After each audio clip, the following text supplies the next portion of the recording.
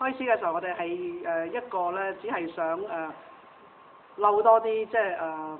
在學時期嘅即係又識得即係數碼藝術嘅創作者嘅學生，做多啲有遊戲性質嘅文字遊戲。咁所以咧係一個用一啲現成嘅 software 加埋對實驗文學特別實驗嘅詩呢啲咁樣嘅興趣嘅一個遊戲，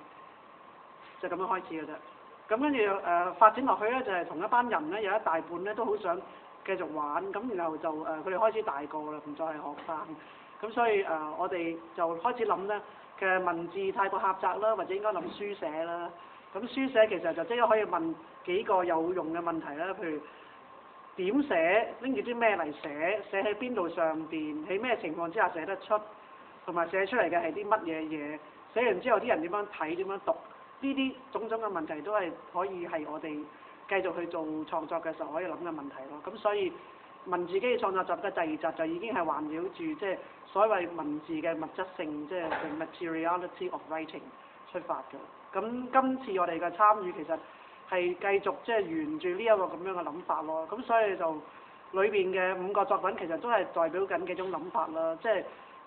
寫完之後究竟咧寫出嚟嘅嘢啲人點樣參與啦？寫字嘅機器或者科技唔同嘅年代夾埋可以點樣即係一齊玩啦？同埋寫出嚟嘅嘢會唔會其實係令到我哋諗翻咧？文字表達基本上就係咧一啲代號嚟嘅，代號如果再即係挨低啲去睇嘅話咧，仲可以點樣變成一啲即係有創作性嘅嘢咯？咁譬如 pixel 咁樣，即係一 pixel 本身已經可以係一個用 pixel 嚟到去寫同寫一塊字嘅寫，同埋拍一條 video 去寫，本身都可以好唔同咯。即係我估今次文字基礎創作集只不過係提出一個問號或者拎一堆例子出嚟，即係同大家一齊即係玩下究竟書寫係點樣一回事，而裏邊都係 digital 數碼藝術。